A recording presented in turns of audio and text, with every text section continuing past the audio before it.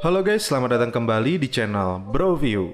Bagaimana kabar kalian semua? Semoga dalam keadaan sehat selalu dan diberi kelancaran dalam segala aktivitasnya. Masih bersama saya Stephen yang akan menjelaskan alur cerita film ini.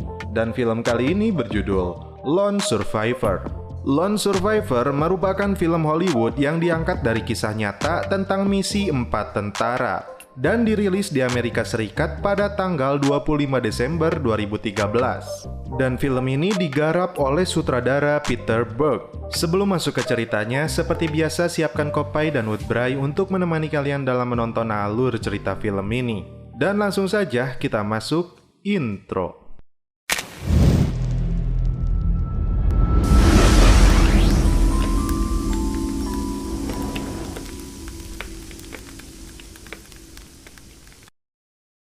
Di awal film, kita akan diperlihatkan penggalan video kisah nyata para prajurit Amerika Serikat yang sedang berlatih.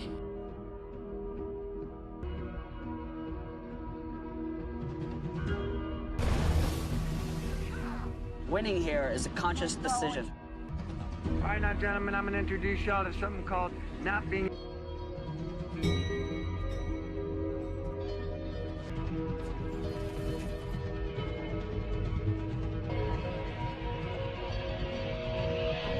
Go get wet! Run! You sure you want to be here? Yes, I do. Are you absolutely sure? I'm positive. Whatever you have to do. And I would like for them to be able to depend on me. Dan inilah film Lone Survivor. Di sebuah helikopter, terlihat seorang marinir yang sudah tidak berdaya dan berlumuran darah. Dan setelah mendarat, petugas medis berusaha menyelamatkan nyawa marinir ini. 3 hari sebelum kejadian tersebut, di sebuah camp militer di Bagram, terlihat seorang prajurit masih terlelap tidur. Dia bernama Mike Murphy yang diperankan oleh Taylor Kitsch. Dia mendapat email dari kekasihnya yang meminta kado perkawinannya sebuah kuda putih. Mike lalu masuk ke kamar rekannya yang bernama Marcus yang diperankan oleh Mark Wahlberg. Ternyata itu adalah kuda Arab yang sangat mahal. Lalu Mike membangunkan rekan lainnya yang bernama Danny Dietz. Mereka kemudian melakukan lomba lari cepat berdua.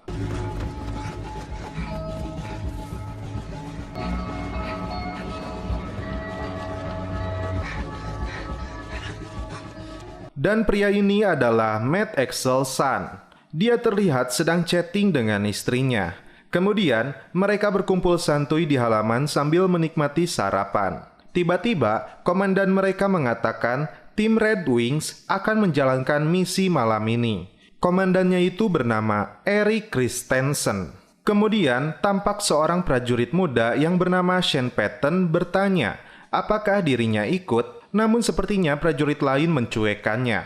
Dan di sebuah desa, terlihat beberapa teroris. Salah satunya rupanya seorang komandan senior Afghanistan yang bernama Ahmad Shah. Tim Red Wings kemudian melakukan pembahasan taktik dan strategi di lapangan.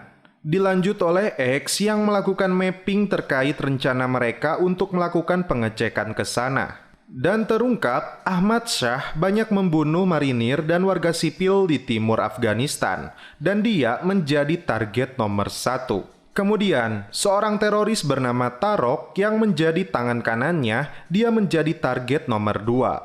Dia terlihat akan memenggal kepala warga di sana yang dianggap berkhianat.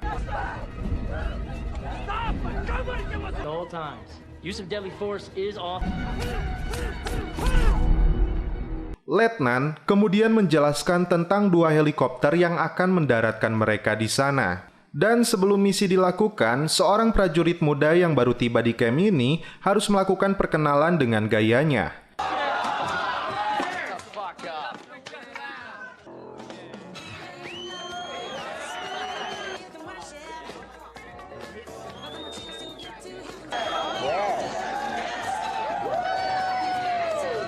Selanjutnya, kita lihat tim yang sedang mempersiapkan persenjataan mereka. Helikopter yang membawa pasukan akhirnya terbang. I'm a fighter. I'm a UDT Navy SEAL diver. Cheers, boys.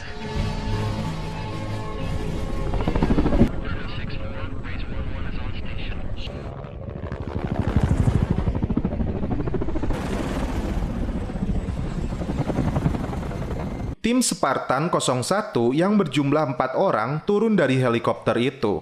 Mereka bergerak melewati beberapa checkpoint.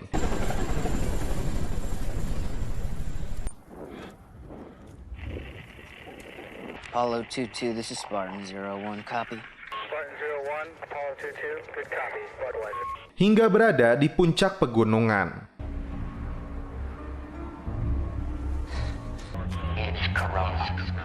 Looks like they're doing pretty good, Chief. Apollo, Spartan 01.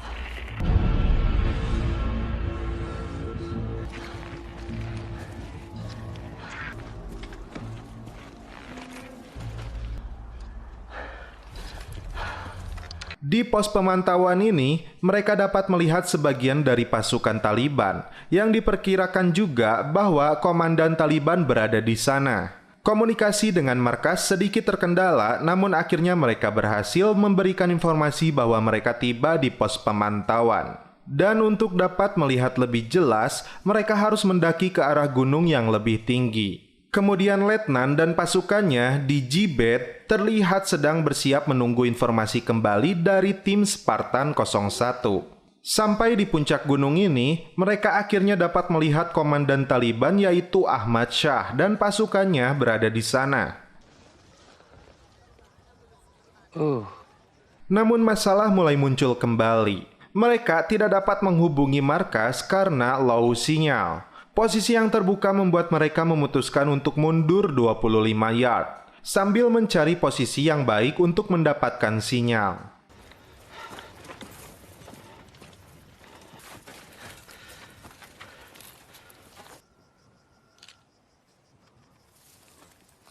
Dalam posisi ini, Mike dan Marcus masih sempat-sempatnya membicarakan kuda putih Arab yang diminta oleh istrinya Mike seharga $15.000. Sedangkan X terlihat sedang memotret dan menggambar denah markas Taliban untuk dikirimkan ke markas pasukan Amerika Serikat. Dan karena mereka masih belum mendapatkan sinyal, mereka berencana jam 9.30 untuk naik lagi ke atas. Sementara itu, mereka mencoba tidur terlebih dahulu. Nah, dimulai dari sinilah kisah hidup 4 marinir Amerika Serikat ini akan berubah. Tiba-tiba, Danny melihat ada pergerakan. Mereka lalu melihat beberapa ekor kambing di sana menuju arah mereka, diikuti oleh 3 orang pengembalanya. Dan inilah yang terjadi.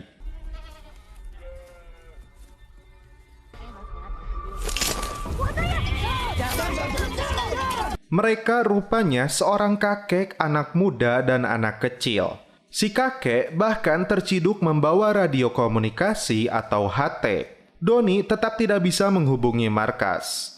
Mike memutuskan untuk menggunakan telepon satelit untuk menghubungi komandan mereka meskipun itu jalur komunikasi tidak aman. Dengan sambungan yang masih terputus-putus, Mike menghubungi pangkalan G-Bed untuk berbicara dengan letnan mereka. Namun rupanya letnan sedang berada di Bagram. Ketika tersambung, letnan rupanya sedang tertidur. Saat letnan akan berbicara dengan Mike, naas komunikasi kembali terputus. Situasi mulai tegang. Si Afgan muda mencoba kabur namun Mike berhasil menangkapnya kembali. Di sini Mike memberikan 3 pilihan. Yang pertama, melepaskan sandera lalu mereka mendaki dengan resiko ditemukan Taliban kurang dari 1 jam. Yang kedua, ikat mereka lalu mendaki dengan resiko mereka dimakan binatang buas bahkan mati membeku. Dan yang terakhir, habisi tanpa kompromi. X sepertinya memilih opsi nomor 3, namun Marcus tidak mau membunuh. Danny kemudian berpendapat sama dengan X. Terungkap di sini, 20 marinir Amerika Serikat tewas setiap minggu oleh kelompok Taliban ini. Perdebatan mereka bertiga membuat Mike yang menjadi pimpinan tim mengambil keputusan opsi nomor 1. Letnan Chris tampak tegang dengan kondisi anak buahnya yang belum jelas. Terlihat dia membutuhkan kopai. Lanjut. Sementara itu, helikopter tempur yang bersiaga di G-Bed harus terbang ke lokasi utara karena adanya pasukan yang terlibat kontak senjata. Ketiga sandera kemudian dibebaskan. Tim lalu mendaki ke atas.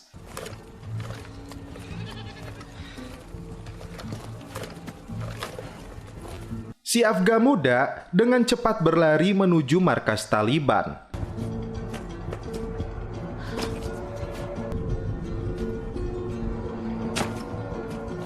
Sesampainya di puncak, tim masih belum mendapatkan sinyal. Spartan base, this is Spartan 01. Over. Danny, I got nothing here on SAC. Give me some. I don't have fucking shit. Good. Let's fall back to that tree line. Wait till sundown. Mereka lalu kembali ke hutan untuk beristirahat dengan tetap waspada.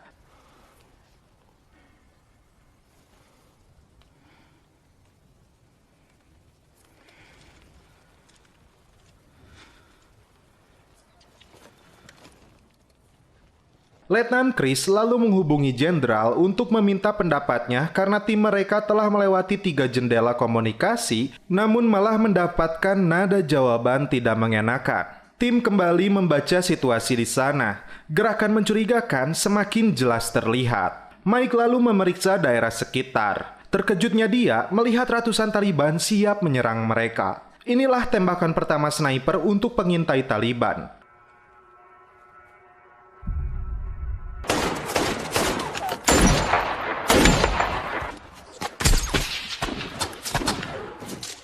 Selanjutnya, biarkan video yang berbicara.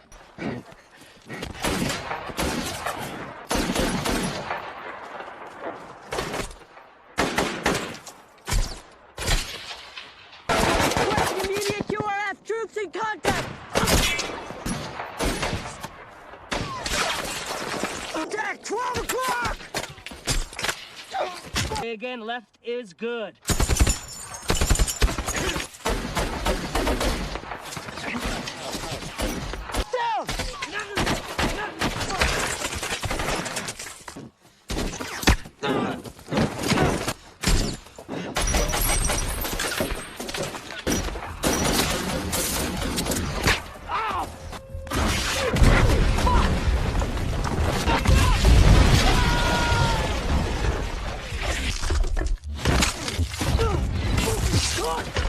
Situasi yang makin tidak terkendali membuat mereka harus melompat ke tebing batu yang curam. Semua tim terkena luka tembak, dan baru saja mereka dapat sedikit bernafas, namun inilah yang terjadi. Here you go, buddy.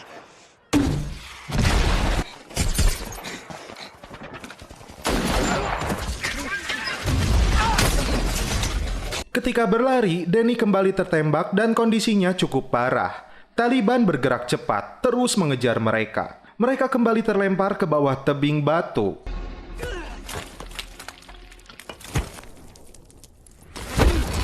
Namun naas di sini, Danny tertinggal di atas. Ahmad Shah menemukannya. Takor lalu menghabisi Danny. RPG dan tembakan bertubi-tubi dari Taliban kembali dilancarkan ke arah mereka.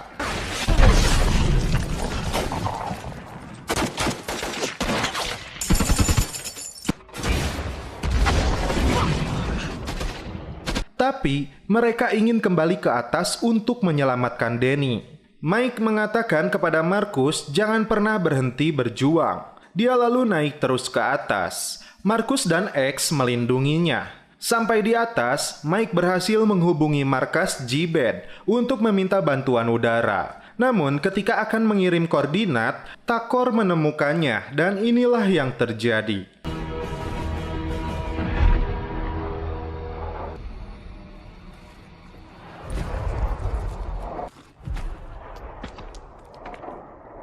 Letnan Chris yang mendapatkan laporan langsung berangkat bersama pasukannya. Tapi sayangnya, helikopter Apache yang harus melindungi mereka tidak bisa datang karena adanya kontak senjata pasukan Angkatan Darat.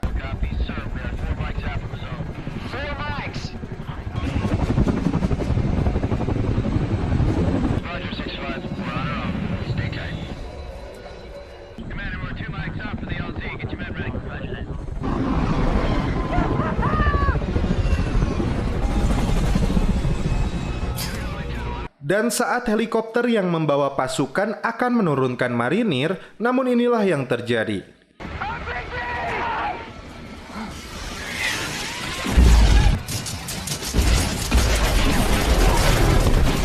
Satu helikopter lagi yang membawa pasukan lain tidak bisa menurunkan marinir. Demi keamanan mereka, terpaksa harus kembali pulang. Tersisa X dan Markus yang bertahan di gunung ini melawan pasukan Taliban yang tidak habis-habis. Hingga akhirnya X pun harus tewas. Tersisa Markus seorang diri. Setelah dihantam RPG, Markus terpental ke bawah lalu dia bersembunyi di celah batu sampai dirinya tertidur. Saat dirasa aman, Markus berjalan dengan kondisi kakinya yang pincang akibat tertembak. Ketika menemukan sungai, akhirnya Markus dapat menyegarkan kembali badannya. Tiba-tiba, warga Afghanistan menemukannya. Dia terlihat membawa seorang bocah. Mereka menyelamatkan Markus dan membawanya ke desa.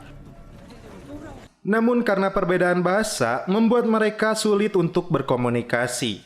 Markus lalu menunjukkan sebuah peta agar orang Afghanistan itu menunjukkan posisi mereka. Markus lalu menulis di balik peta tersebut dan memintanya mengirim ini ke pangkalan Amerika Serikat. Seorang warga Afghanistan lalu diutus untuk mengirim pesan ini ke sana. Namun tiba-tiba, si Tarok dan 3 anggotanya datang ke desa ini untuk menemukan Markus. Setelah ditemukan, Markus diseret untuk dieksekusi. Dan tiba-tiba,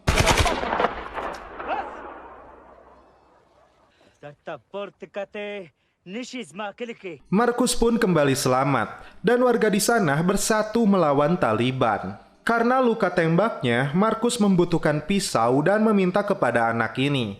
Dan ini yang dia bawa. Wajib, mawa entog. Ayahnya kemudian datang dan dia betul membawa pisau. Malah dikira untuk menyembelih entog. Akhirnya Markus mengeluarkan pecahan peluru yang bersarang di kakinya. Malam itu, Markus terlelap tidur. Dan keesokan harinya, terlihat pasukan Taliban bersiap menyerang desa ini. Saat Markus lagi menikmati roti yang diberikan bapak itu, inilah yang terjadi. Want all available CSAR up in the air and moving on this right now.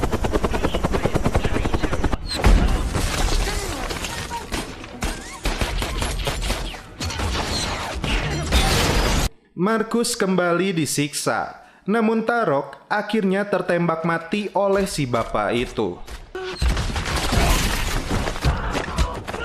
Dalam kondisi yang sudah tidak berdaya, namun helikopter pun datang.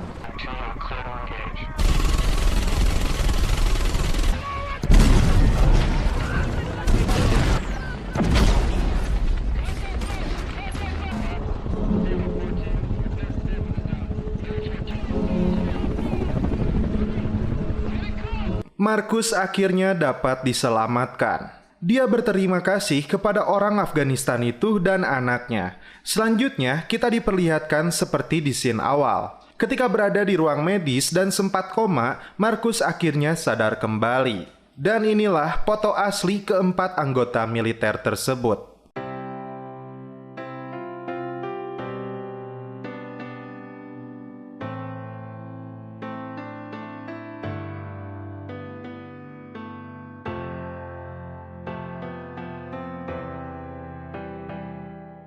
Dan film pun berakhir. Oke guys, bagaimana menurut kalian alur cerita film dari Lone Survivor ini?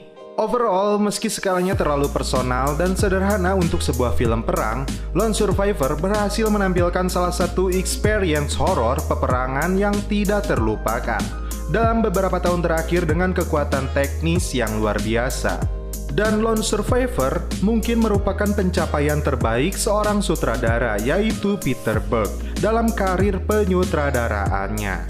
Dan pencapaian terbaik saya yaitu beres narasi, santai sambil ngopai. Oke guys, cukup sekian alur cerita film ini. Salam penutup seperti biasa dari kami. Mohon maaf bila ada kata-kata yang kurang berkenan di hati kalian. Mohon dimaafkan ya. Salam perfilman duniawi. Keep enjoy.